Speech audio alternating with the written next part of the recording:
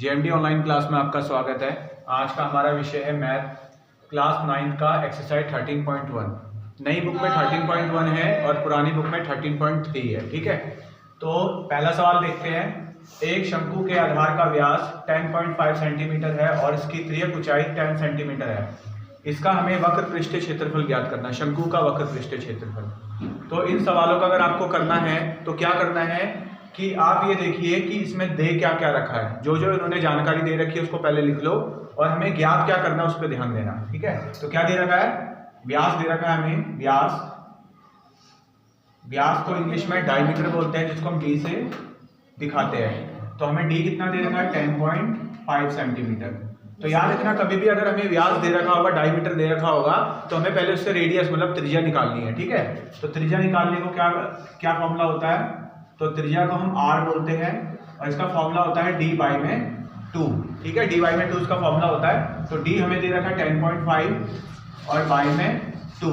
अब इसको हम डिवाइड तो करेंगे नहीं, इसको हम यही ले लेते हैं। देखिए त्रिज्या हमारी ये रहेगी, त्रिज्या हमारी रहेगी 10.5 अपॉन में 2। ठीक है, जहां पर r है वहां पर हमें 10.5 अपॉन में 2 लेना है। ठीक है, उसके बाद हमें क्या निकालना है? वक्र पृष्ठीय क्षेत्रफल। तो शंकु का वक्र पृष्ठीय क्षेत्रफल क्या होता है? इसका फॉर्मूला पाई आर एल। ठीक है, पाई की वैल्यू है 22/7, आर की वैल्यू हमें बताई रखी है 10.5/2 और एल हमारा मतलब तिर्यक ऊंचाई। और तिर्यक ऊंचाई क्या दे रखी है इन्होंने? 10 सेंटीमीटर। ठीक है, तो हमें तिर्यक ऊंचाई क्या दे रखी? 10 सेंटीमीटर। तिर्यक ऊंचाई कितनी दे रखी है? 10 सेंटीमीटर, जिसको हम एल कहते हैं। ठीक है, अब देखिए रखिए फॉर्मूले के। पाई की वैल्यू है 22/7। जब तक बोला ना जाए 22/7, और अगर वहां पर लिखा होगा तो 3.14 भी इसकी वैल्यू होती है। इनटू में आर की वैल्यू है 10.5 अपॉन में 2, इनटू में एल की वैल्यू है 10 सेंटीमीटर। ठीक है, अब देखिए 2 से हम 22 को 11 टाइम में काट देंगे। ठीक है, 7 को हम 7 बन जाए 7, ये देखो अब बचा है यहाँ पर कितना? 3 और 7 5 जा 35, 1.5 टाइम में काट दिया है। उसके बाद क्या क्या बचा हमारे पास? 11 बचा, यहाँ पर 11 ये इनटू में 1.5 बचा और 10 बचा हमारे पास। ठीक है, अब देखिए सबसे पहले 11 को 10 से मल्टीप्लाई करेंगे तो क्या आएगा? 110 आएगा, और 110 को 1.5 से मल्टीप्लाई करेंगे तो क्या आएगा? 165 सेंटीमीटर स्क्वायर। ठीक है, ये हो गया शंकु का वक्र पृष्ठीय क्षेत्रफल हमें निकल गया। ठीक है, अब देखिए अगला सवाल है। क्या कह रहा है कि शंकु का कुल पृष्ठीय क्षेत्रफल ज्ञात करना है हमें, जिसमें हमें तिर्यक ऊंचाई दे रखी है 21 मीटर और आधार का व्यास दे रखा है 24 मीटर। ठीक है, तो जो जो पहले दे रखा है वो लिख लेते हैं। तो हमें क्या क्या दे रखा है? हमें तिर्यक ऊंचाई दे रखी है, जिसको हम एल बोलते हैं, वो हमें 21 मीटर दे रखी है। व्यास दे रखा है हमें, जिसे हम डी बोलते हैं, 24 मीटर। अब मैंने बताया था जब भी व्यास दिया हो तो उससे पहले हमें त्रिज्या निकालनी है, आर निकालना है।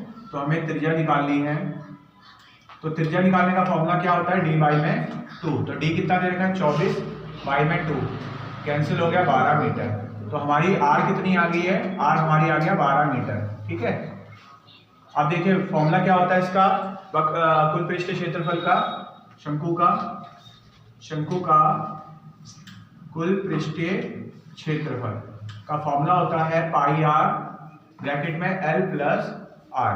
ठीक है, पाई की वैल्यू है हमारी 22/7, आर की वैल्यू हमारी है 12, एल की वैल्यू है हमारी 21 और प्लस में आर की वैल्यू है 12। ठीक है, अब देखिए कुछ तो कैंसिल होगा नहीं, 7 से 12 कैंसिल होगा नहीं। अब इस वाले से अंदर वाले को हम कैंसिल करेंगे नहीं। ठीक है, तो क्या होगा? पहले 22 को 12 से हम मल्टीप्लाई कर लेते तो आ जाएगा 264 अपॉन में 7।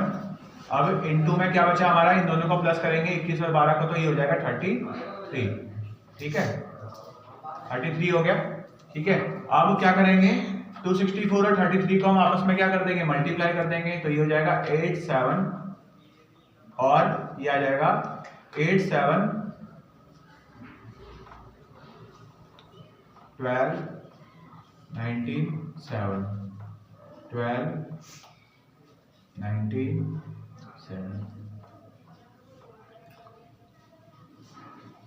8712 8712 तो अपॉन में 7। अब इसको हम डिवाइड करेंगे तो डिवाइड करने पे क्या आएगा, ये आएगा 12445 सेंटीमीटर स्क्वायर।